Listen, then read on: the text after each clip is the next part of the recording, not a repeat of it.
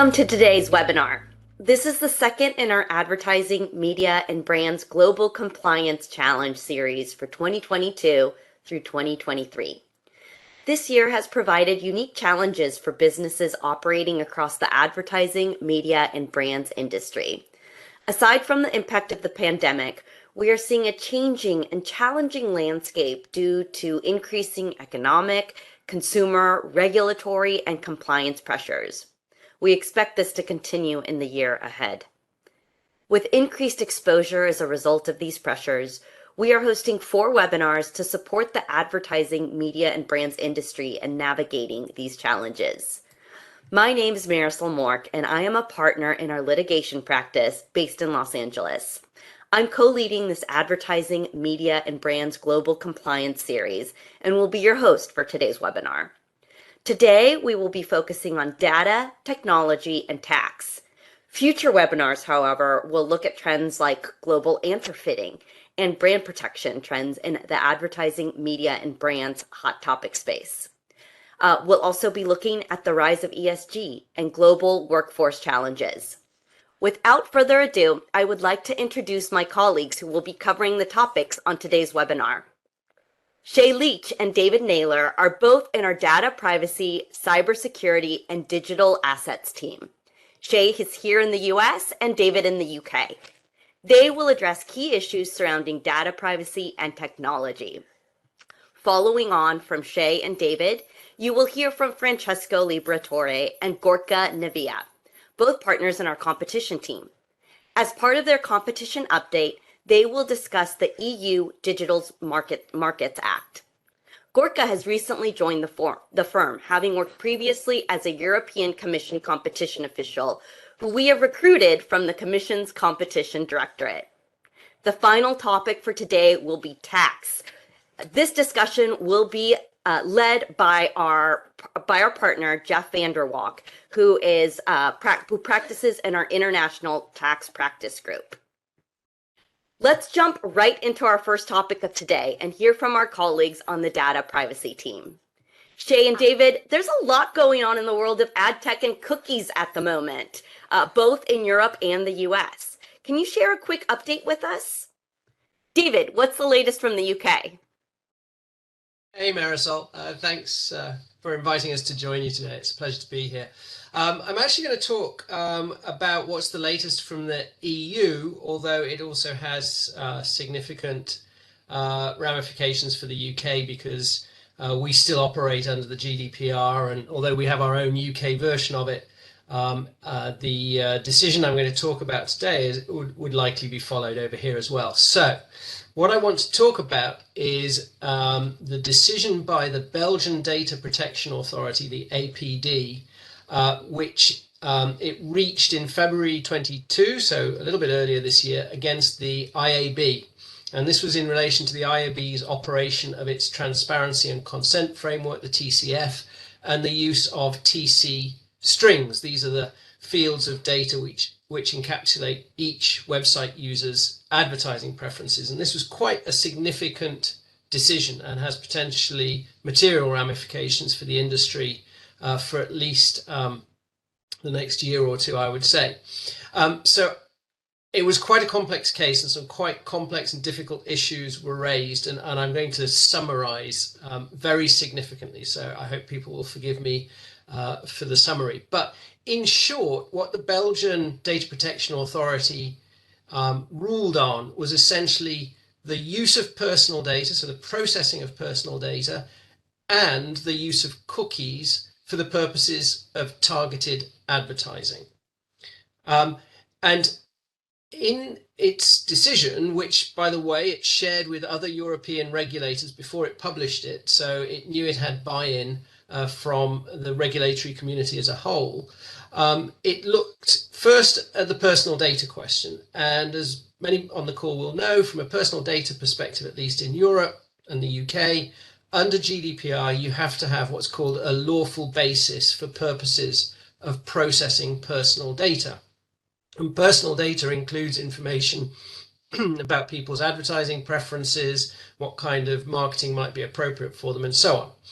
And in terms of the lawful bases, GDPR prescribes really quite a narrow set of options. It's not like you can just pick anything and say that that's your lawful basis. And the only two that are really relevant in this context are, firstly, legitimate interests, which sounds really broad, but isn't quite as broad as it might sound. And then secondly, the consent of the data subject.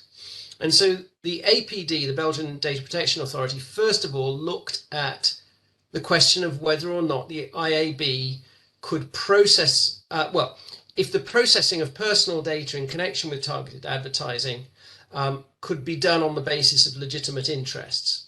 And what the IAB concluded was that although the three-part test that's required to be run to determine whether or not a legitimate interest approach will work, was partially satisfied, the final limb of the test, the really key limb, was not met. And so ultimately, the legitimate interest approach didn't work. And that final limb was the test as to whether or not the legitimate interests of, in this case, the IAB in having the data processed, overrode the interests, fundamental freedoms and rights of data subjects. And basically, the APD said, no, it doesn't.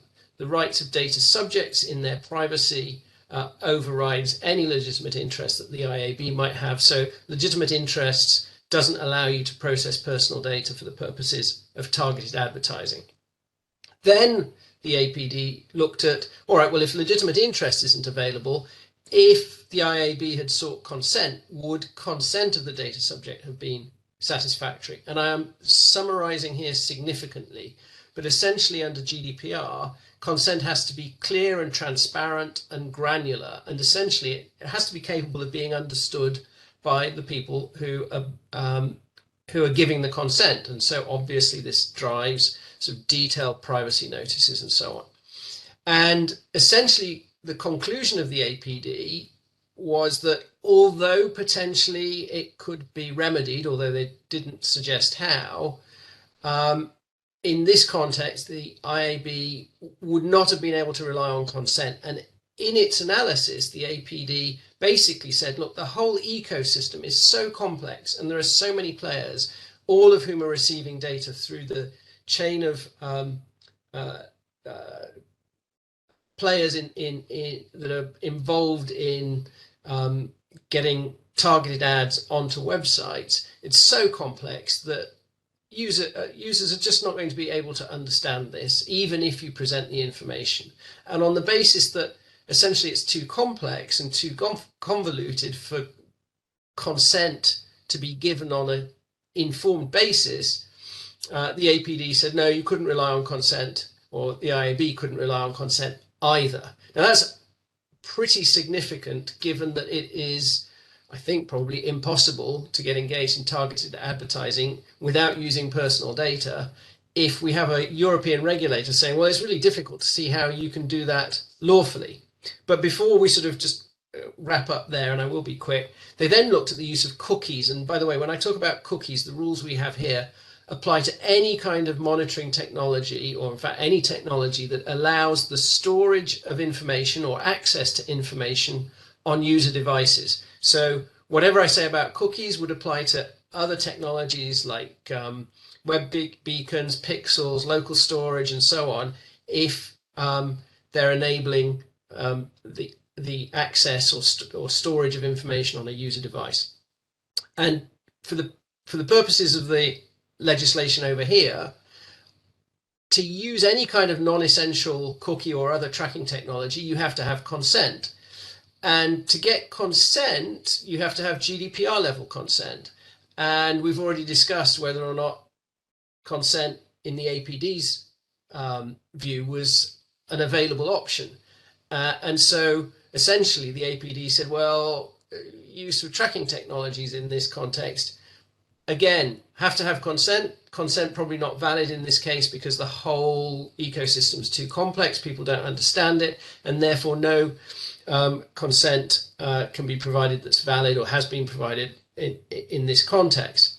And so that leaves, or if we stop there, that would leave the whole position in Europe and UK with regard to use of personal data and cookies for targeted advertising really in doubt.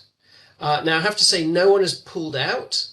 It's still a very active industry here. We haven't seen any clients sort of withdrawing, but it does raise some material questions about the lawfulness in Europe of targeted advertising. The IAB appealed, and in September, some good news for the IAB, the Belgian Market Court issued an interim decision that ruled that the APD's decision was illegal. So potentially good news, but this was on procedural grounds, and a number of questions were referred by the Belgian Market Court up to the Court of Justice of the European Union. And long and the short of it is going to take a year or two for the CJEU to reach any kind of decision, possibly punt it back to the APD for further consideration and for there to be any kind of resolution here.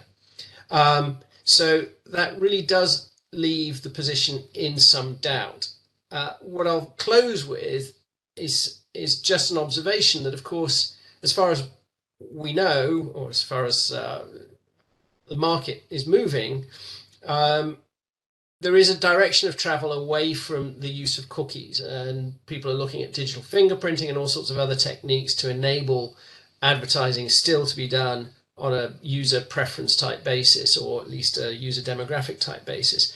But just to say, that's not necessarily a silver bullet, because these techniques still involve the use of personal data, and we've already seen that the APD had some issues with that. They could still involve tracking technologies even if they don't use cookies, and they may be even more intrusive. So in short, position in the UK and Europe is a little bit up in the air at the moment, and certainly players in the chain do need to think about whether they've taken all the steps they can to be as compliant as possible, just in case there is further regulatory activity while we wait for some resolution of this. So that's the update from me.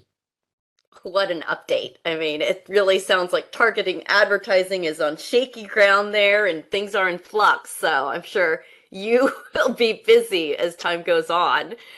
Shay, what about the US? Are things equally shaky there? What's your update there? Yes, the proposition of using cookies for targeted advertising and certain analytics purposes is rather fraught in the U.S. these days as well. And like David, when I am using the term cookie, I'm really using it as a shorthand to refer to all of the cookies and similar tracking technologies.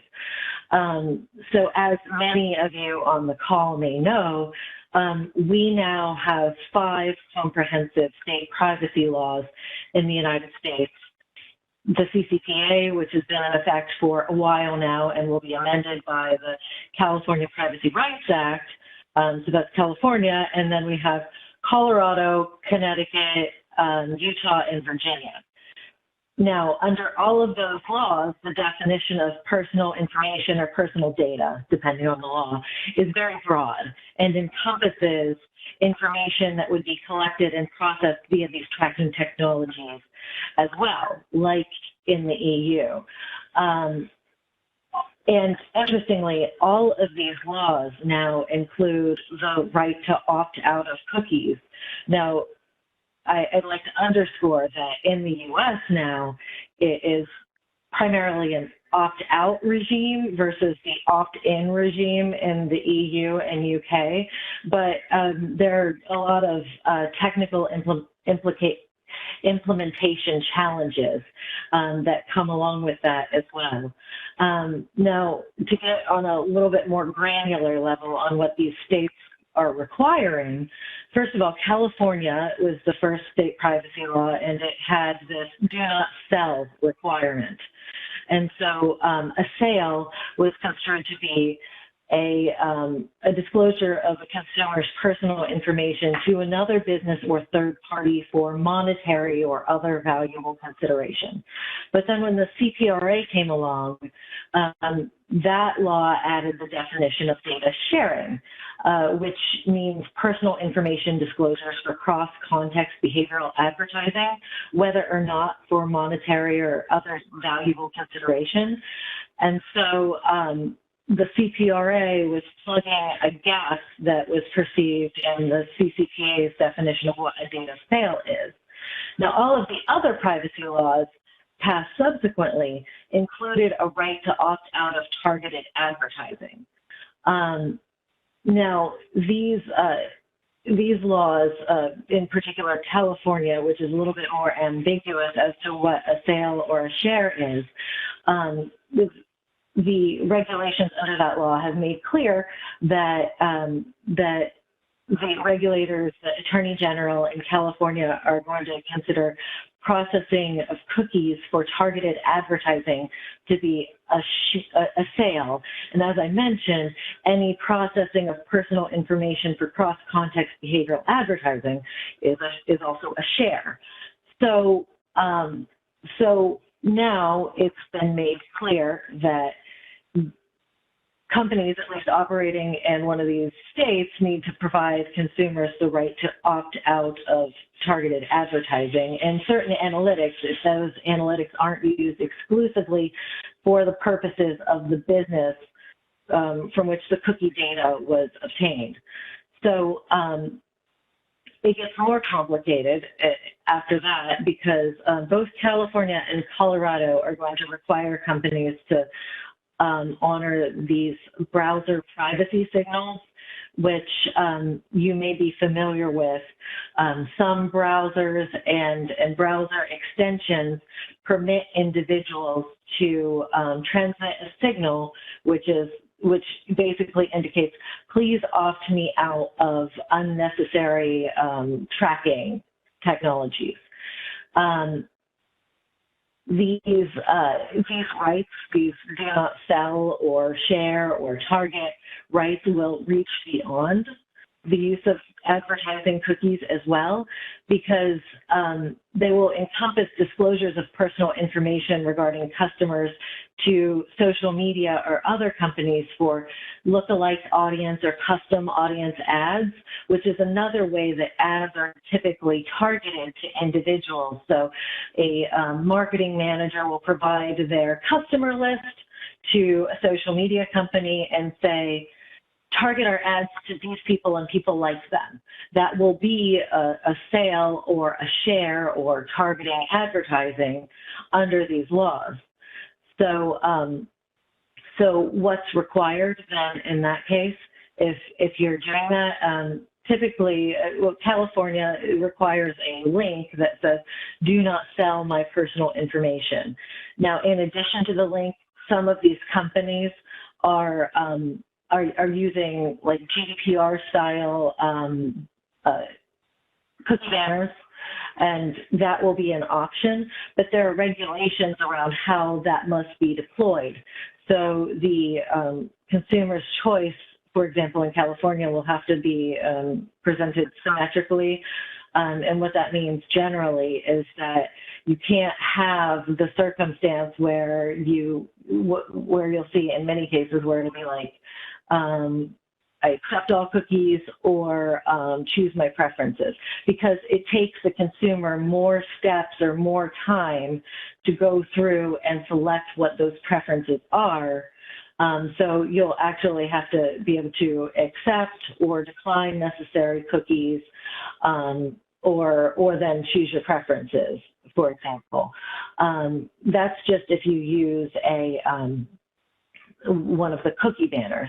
Now, if you're just going with the linked option, a lot of people are doing this using the same kind of technologies like OneTrust and things like that, where you'll maybe just have a link rather than the cookie banner, but it'll take you to the same kind of cookie management provider interface.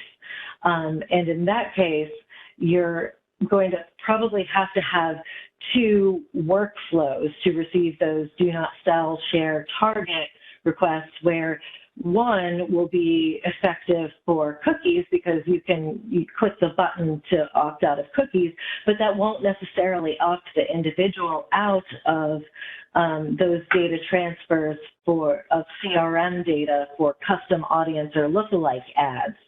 That would also be targeted advertising or sales or shares. And so it's something that a lot of our clients are working to implement in advance of 2023 at this point, because these laws are going into effect starting January 1, 2023, and then following on mid-year for some of them. So it's becoming more and more of an imperative to make this happen. And one additional note as to some of the rights under these laws. All of the laws, except for Utah, also give individuals a right to opt out of profiling, which is basically construed as the use of automated processing to evaluate certain personal aspects related to the person, and in particular to analyze or predict aspects of their behavior, and you know who they are. And things that are listed typically are that person's performance at work, economic situation, health, but also things like personal preferences, interests, or behavior. And that would directly implicate typically what a cookie does in a lot of cases, because a cookie usually operates by giving that person a unique ID and then compiling kind of a profile about the person so that cookie provider can know what kind of ads to display to that person. So what is not captured by one of these other opt-outs, you also have the right to opt out of profiling. And as evidence that the regulators are getting very concerned about this, the California Attorney General recently brought in enforcement action under the CCPA, even before the CPRA goes into effect, which we thought perhaps the clients would have a reprieve from some of these obligations until the CPRA goes into effect, but no such luck. They're already enforcing on this particular issue. And that was in the Sephora enforcement action. And in that case, Sephora disclaimed personal information sales. They didn't permit individuals to opt out of cookie processing, and they didn't respond to those browser privacy signals. The AG took issue with all of these things, and they issued a $1.2 million fine. Plus, the settlement required Sephora to permit consumers to opt out of cookies and to honor those global privacy controls or those browser settings to enable the company to, or the individual to opt out kind of seamlessly if they're using one of those privacy browsers or extensions. And so I get the impression that Sephora was taking a stand, and they decided not to cure, because up until now, the CCPA has given companies the opportunity to cure violations of the CCPA. However, that cure period is going to go away in 2023. And so what Sephora could have taken advantage of that if the AG or the California Privacy Protection Agency, for example, comes knocking after January 1st, you won't have that cure period to rely upon. Now, companies are, as I said, looking at this very closely to try to figure out what to do, and really it takes some engineering a little bit, and just to make sure your process is correct, to make sure that you are opting the consumer out of all of those appropriate processing streams as you receive those requests. So it's something that companies really have to pay attention to at this point, because the fact that the laws all include these rights, the AG in California is already enforcing on this particular issue, indicates to us that all of these all of these lawmakers, regulators are really viewing this issue as a top priority issue for privacy enforcement going forward. Absolutely. And just as a litigator that does practice in this space, clients are keen to jump on and ensuring that they are in compliance with the regulations, because the press release that accompanied that enforcement action, the Sephora enforcement action by the California AGs, I think spoke what many regulators are feeling. You have all been given fair warning. Time is up. There are no excuses for not complying anymore, and we're going to bring penalty enforcement actions against those who haven't done so. So, yeah. Yep, good point. Let's move on now to competition and hear our update on developments with the EU Digital Markets Act. Francesco and Gorka, I'll turn it over to you. Hi, Marisol, and hi, everyone. So in the next 15 minutes, Gorka and I thought that we would give you this update through a dialogue between us, giving you the private practitioner's perspective and the former regulator's perspective. If you don't know anything about the DMA and the DSA, I'll be very surprised. Certainly, there was a lot of press coverage around these two regulations earlier on this month, and that is because the Digital Markets Act came into force on the 1st of November, and the accompanying regulation, the Digital Services Act, came into force on the 16th of November. And a little story, a little background, why the European Union has adopted these two regulations, mainly for three reasons.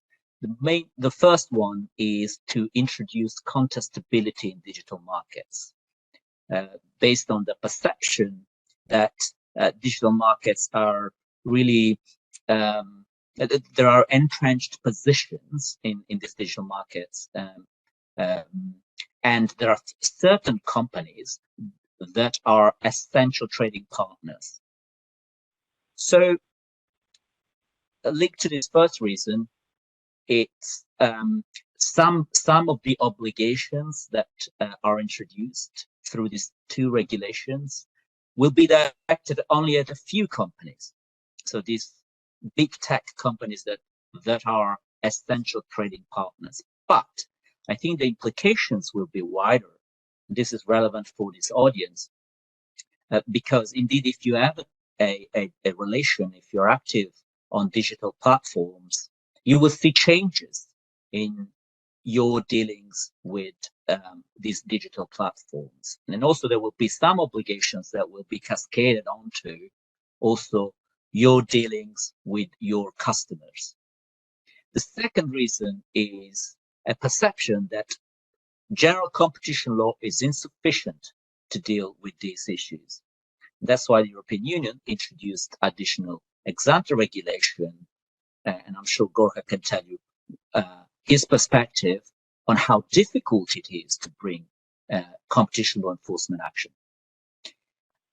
And so with the introduction of these regulations, essentially there are a list of do's and don'ts, and companies that are subject to these regulations, and it is for everyone to work out whether you're subject to these regulations, they will need to comply with this list of do's and don'ts without the nuances of competition law.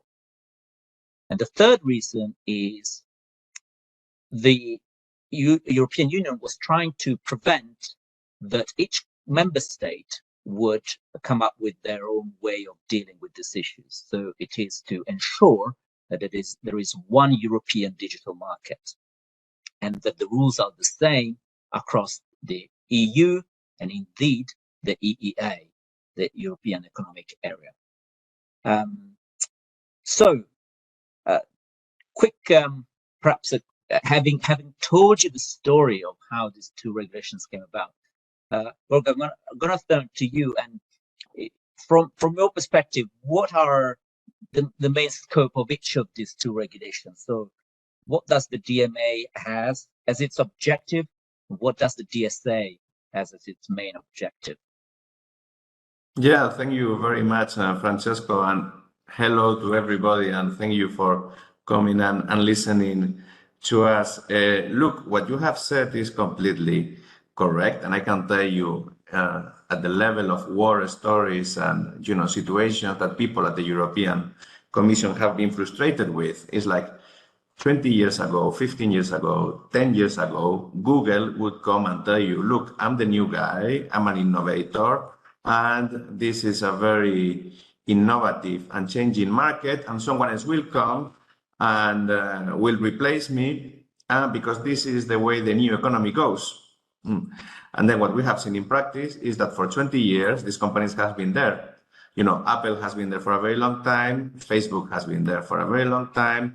Google as well. And no one else is taking those places because, as you said, Francesco, these people are becoming unavoidable trading partners. And also what happens is that these people are trying to do other things, and this goes to the essence of being a gatekeeper, than the things that they were originally doing. So now, for example, Apple is selling you music and Amazon is selling you TV. And in fact, Amazon are selling their own goods in their platform. So what they are doing is they are seeing what is successful from third parties and they're replicating it themselves. They're selling it, their own products, in competition with the same people in the same website, which they operate. So this was the background. Then, of course, we had this political discussion about these companies are getting too big and people are really complained and worried about that. And then, again, Francesco, as you said, it is the technical difficulty of dealing with this with traditional competition law, in which you have to have a market and you have to have very clear competitors, very clear market shares, very clear suppliers, and very clear clients. And this is not the case because, for example, if you talk about Amazon or especially Apple, all the cases that people are talking about the Apple ecosystem, it is very easy for Apple to say, hey, if you don't want an Apple, you can just get a phone from Android. And in fact, I only have 20% of the market for mobile, operating systems. So, hey, I'm not obliging anyone. I'm not dominant in any way. What happens is that you have enveloped your customers in this ecosystem, and these people are really depending on you. And this you could not do with the traditional tools, and that's why you've got these instruments. So now, after this very long introduction, two key words for DMA and DSA. DMA is just 4 or 5 gatekeepers. There is no list, but basically everyone knows it's going to be the GAFAs, although there is no preset list in the mind of the European Commission. And these people are going to be looked at the activities they do and also the size, because you need this combination of things, activities in which you're a gatekeeper and size to be very, very relevant in the last 3 years. And then you will be called a gatekeeper and you will be subject to some obligations. Some of them very clear and precise, some others will require a lot of discussion with the European Commission. And then for DSA, I think we're coming a bit from a different perspective. I mean, this is not about market regulation and opening competitors and opening possibilities for other players to come. This is a bit about consumer protection, if you want. This is about content moderation. This is about information of users of platforms. This is if you are in the business of selling in your platform, to give some warranties and some clear rules on the way you're going to sell these services in your platform. And that's why this applies to everyone, not just to a handful of very powerful gatekeepers, but to everyone who is intermediating online. And here is what we've got a lot of considerations about, free speech, but also, privacy angles coming to it, and lots of interests of, what should be a healthy internet and what should be good for people using the web. And that's why also, and this is the last bit before I give it to you, Francesco, then that's why you've got different sanctions. The sanctions for the DMA, they are really, really huge, because we're talking about, even if we are not calling it that way, we are talking a bit about market behavior and about competitors. So then you really want to discipline people very well. the kind of sanctions you've got in the Digital Services Act, they are lower because it is perceived that this is not a problem of market access, but of consumer protection. That's why you will have also this different level of sanctions in national laws in many European member states. And that's it, Francesco. And if I can ask, how does it play this thing of platforms and the internet with all the legislation that we had for a very long time regulating, for example, telecoms, operators, or providers of digital services? Yeah, I mean, it is clear, Gorka, that from a private practitioner's perspective, and also putting myself in the shoes of our clients, the introduction of the DMA and the DSA creates a web of regulatory obligations that intersect with each other. So if you look at the type of companies that will be subject to the DMA and the DSA, there will be core platform services providers, but there will also be, as you say, new electronic communication services providers, such as number-independent interpersonal communication services, which includes instant messaging, which includes also email services providers. And then the list of companies subject to the DSA includes really any company doing intermediation services, so also hosting, caching, anything to do with the internet. And now these companies are already subject to existing regulatory obligations under the European Electronic Communications Code. Some of them, they are subject, of course, to GDPR. They're subject to general competition rules if they are if they have market power in a relevant market.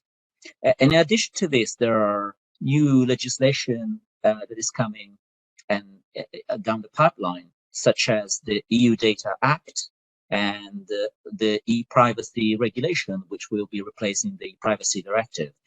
And what we have done is to map all of these regulations, and we put them in a table, and we've tried to see where the overlap is. And surprisingly, there is a lot of overlap. And so the difficulty for companies and the difficulty for us will be to come up with a compliance strategy that does not look at each regulatory instrument in isolation, but takes them into account and comes up with a common denominator. Because from a client's perspective, you cannot look at each piece of legislation in isolation, but you really need to look at them in a holistic way and come up with a compliance strategy that minimizes disruption for the business. The other complexity is that digital markets are really global, right? We cannot look at them just from an EU perspective. And so it will come as no surprise that there are other countries outside of the EU that are looking at replicating what the EU is doing, pretty much the same as what has happened with GDPR. And so, for example, looking at the UK has already set up a digital markets unit within the UK Competition and Markets Authority. And the UK Parliament has announced that they will pass legislation to empower the Digital Markets Unit to enforce a code of conduct that will replicate most, if not all, of the obligations under the Digital Markets Act in the UK.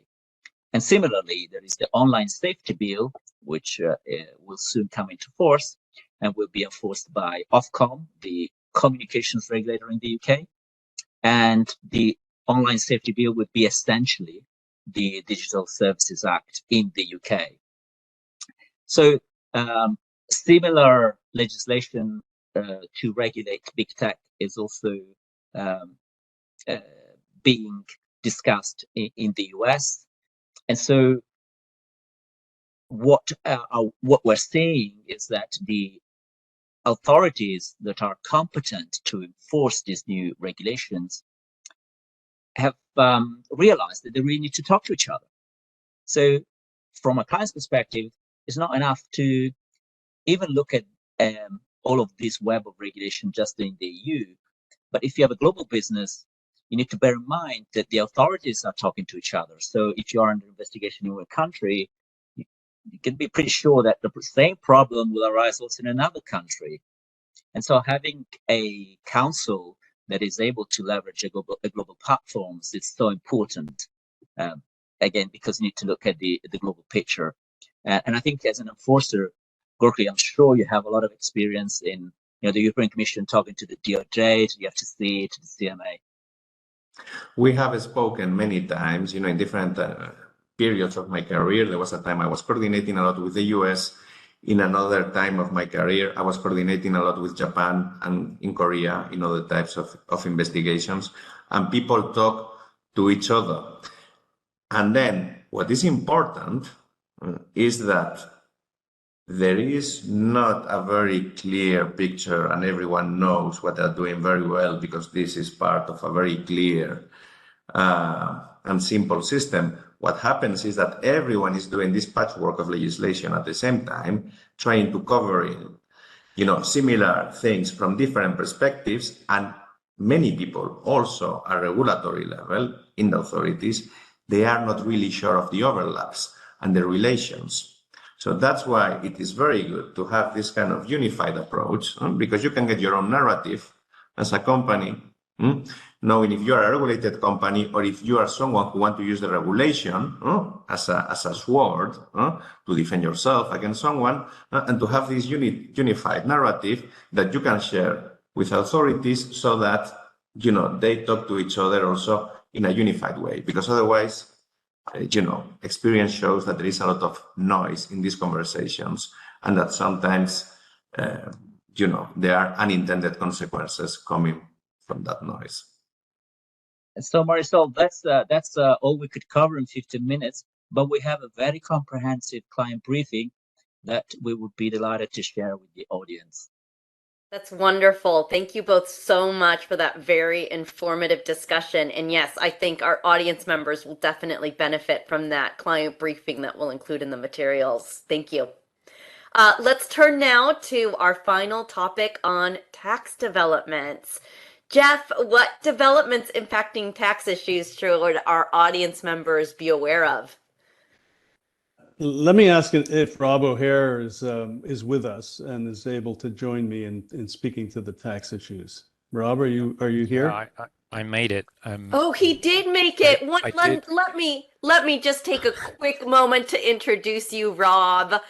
We are so lucky today to be joined by the voice you all have just heard come over the webinar, Robert O'Hare, Director of Tax Policy at BDO, the Global Accountancy and Business Advisory Forum. Rob, we're thrilled you were able to make it. Robert is going to be joining Jeff now to discuss tax developments, and we're delighted to have him as a guest speaker. So, Rob and Jeff, Okay. it's yours. Okay. We will try to be quick. We could easily talk for a couple of hours about what's going on. There is a big global effort to try to bring some new harmonized corporate income tax rules to the laws of many different countries around the world. This is unprecedented in history. It's creating a lot of uncertainty for business, particularly for large multinational groups, which will be the target or are the target of these tax reform efforts. And so Rob and I can sort of quickly speak to the status of where this stands. The most well-known piece of this effort is called the global minimum tax.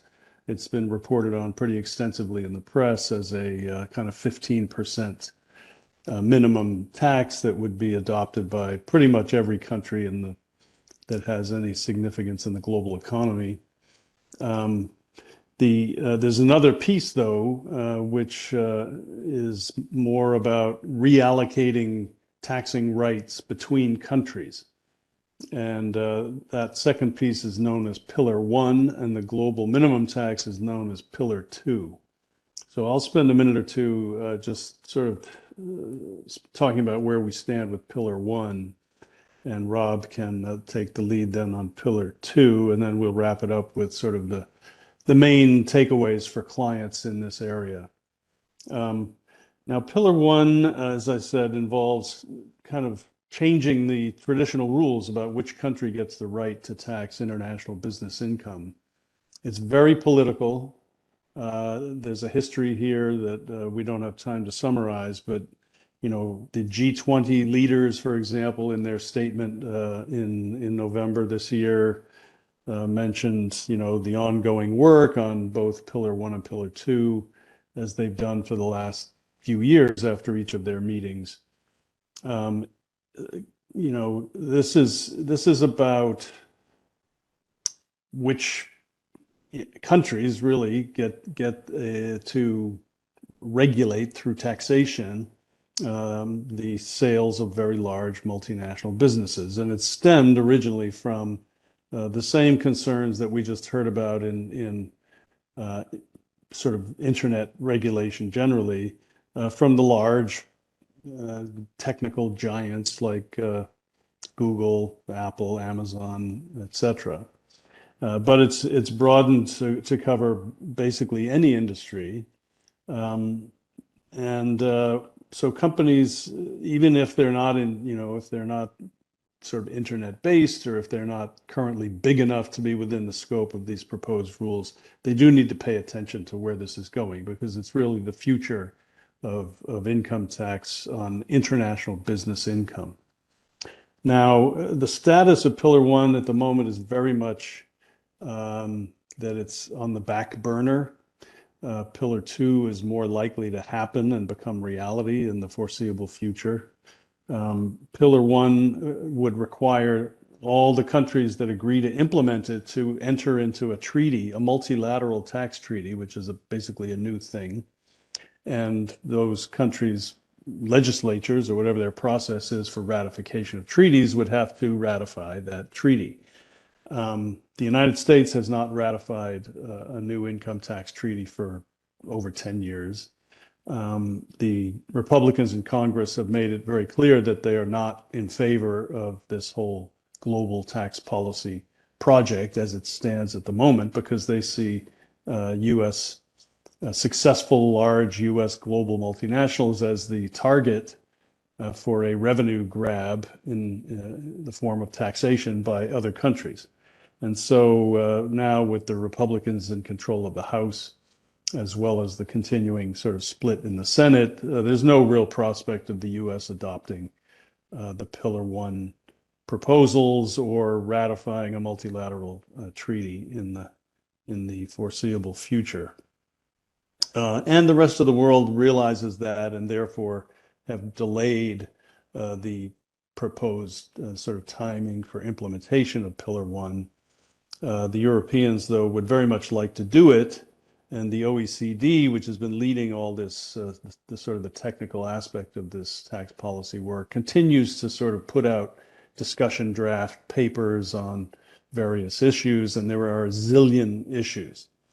So international tax people are basically spending a large portion of their time just tracking what's going on and what could happen as a result of all this. Just as we were, I was listening to my colleagues earlier on this call, I noticed a notification pop up about a new webinar coming next week from the OECD about a piece of Pillar 1, which would involve sort of a harmonized approach to pricing marketing and distribution business by a a sort of remote seller that's accessing a market from outside. And this is this is the part of Pillar 1 that's the most likely to become reality in the near future. So I'll stop there and turn it over to Rob to tell us a bit more about the piece that's more likely to see some kind of real world activity in the near future, Pillar 2. Go ahead, Rob. Thanks, Jeff, and it's great to be here. So thanks for the invitation. So Pillar Two, the global minimum tax, deceptively complex. It operates a combination of a couple of rules, but ultimately what it's looking to do is trying to impose or establish an effective minimum tax rate. So it's looking at an effective rate. It's not a headline rate. It's not asking individual jurisdictions to set a headline rate. It works through the interaction of a couple of rules, but essentially what Pillar 2 is allowing jurisdictions to do is overseas and have a look at a pot of money that may be not being taxed in that overseas jurisdiction and say, well, I'll have a little bit of that. Which is quite an interesting and new development in the world of international tax reform. Pillar 2 is, as Jeff has said, a lot further down the track towards implementation than Pillar 1 is. Part of that's probably because it's conceptually a little bit easier to get your head around.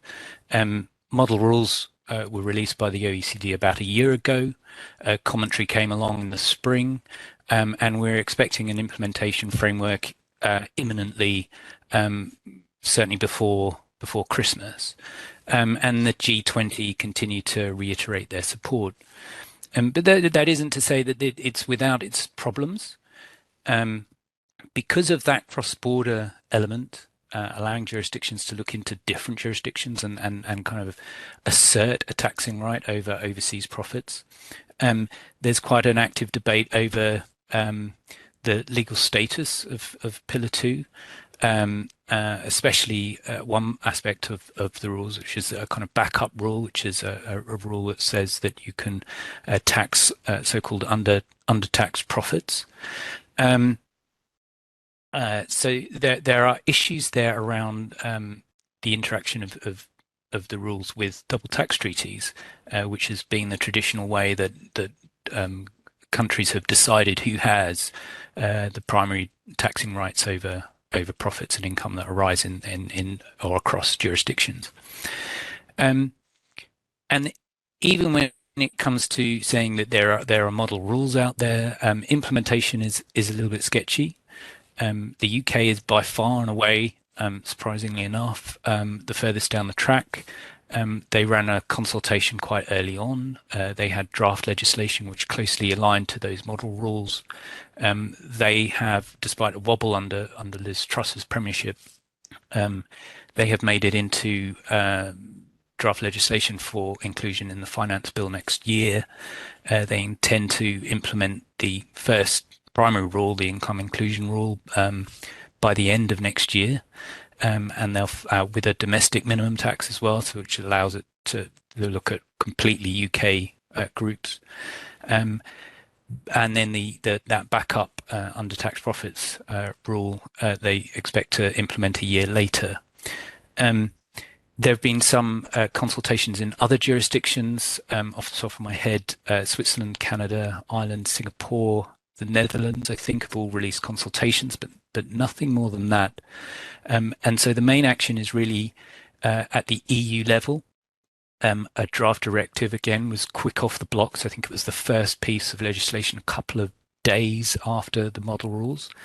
But it's been largely stuck at the kind of council level. It keeps being brought before the ECOFIN ministers, and so far has failed to pass because it requires unanimity.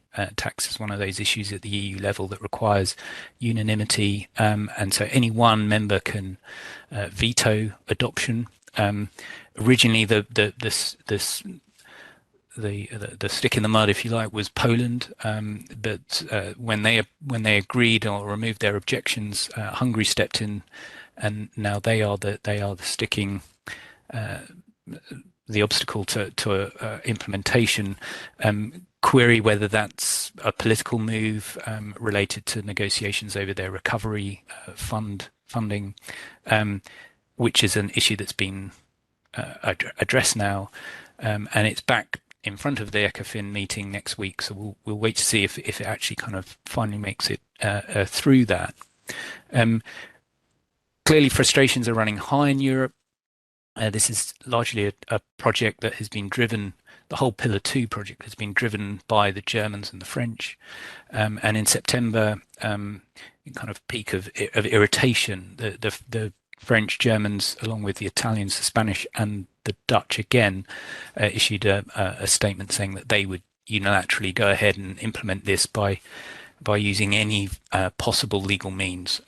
I think that was a kind of side reference to enhanced cooperation, but even that route isn't a slam dunk. They need to kind of overcome certain obstacles around EU fundamental freedoms.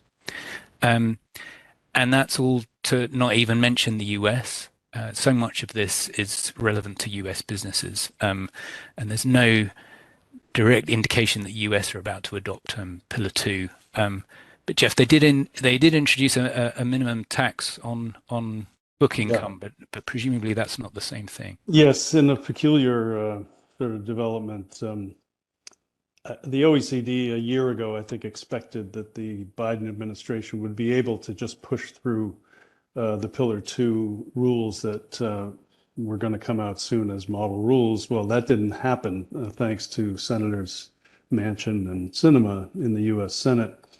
But the U.S. did, surprisingly, in August, pass, as part of the Inflation Reduction Act, a 15% book income-based minimum tax. But it's not in line with the model rules for Pillar 2 that were agreed by, the rest of the world almost a year ago. So you have this peculiar situation, and probably as, President Macron is talking to Biden at his state dinner tonight, saying, why won't the U.S. go along with the rest of the world after sort of pushing us all to do these multilateral things? And the U.S. did lead this sort of agreement on Pillars 1 and 2. Biden probably, he doesn't have a clue, obviously, but, the U.S. position, I think, is that the U.S. has already done in substance what's needed to comply with Pillar 2, so the rest of the world should just treat it as though it's done it. But that's one thing to keep an eye on, and I think we should wrap up now. I see we've hit the hour. My takeaways, and then I'll turn it over to Rob for any final takeaways. Tax directors, but also anyone else with a sort of oversight role in a large multinational should be watching this the Pillar 2 stuff first, to see whether there will be recognition of the U.S. Regime as a sort of qualifying Pillar 2 regime. But also, I think on the Pillar 1 side, what's going to happen, because there won't be implementation within the next couple of years, at least, it's going to mean the return of unilateral digital services taxes, which have been held in abeyance for the last sort of 2-3 years because of this negotiation to get Pillar 1 done. If it isn't done by the end of next year, and it won't be, then countries will then bring back their unilateral digital services taxes, which the U.S. Perceives as being aimed at big U.S. multinationals, and you may get trade wars about that, as we saw developing a few years ago. So those are the things that really are kind of front of mind, I think, to watch as we go forward. Rob, last word to you. Yeah, two very quick things. On the Pillar 2 side, it's because it's so much more advanced. Start to identify what's the likely impact in the jurisdictions that you have a presence.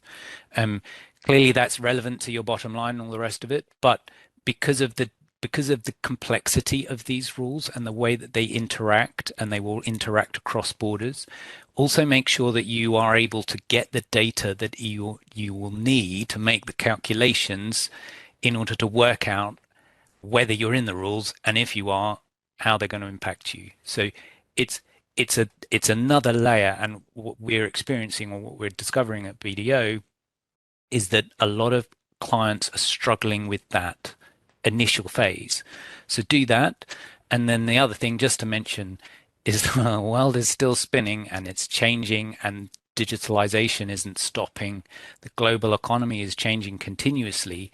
And although a lot of these, the Pillar project is trying to resolve existing problems.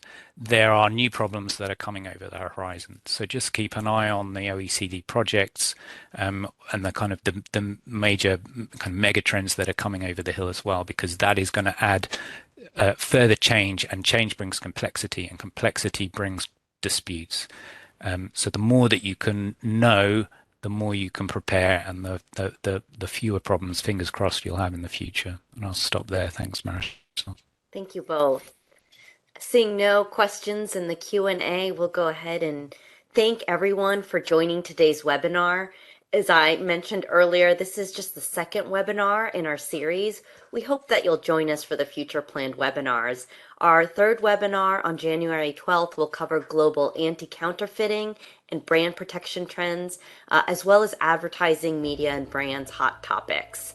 Our fourth webinar will occur on January 26th and will address the rise of ESG and global workforce challenges. If any of these interest you, please sign up and follow the full series. Thank you all again. Bye-bye.